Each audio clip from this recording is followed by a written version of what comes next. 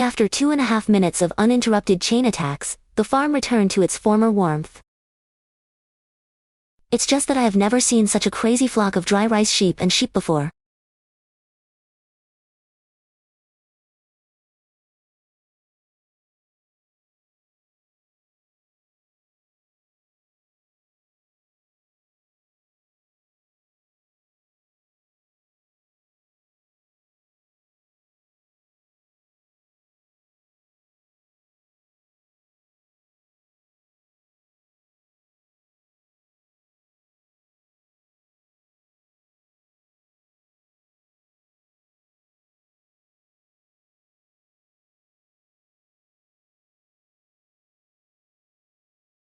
Even so, the hounds still have no intention of letting him go.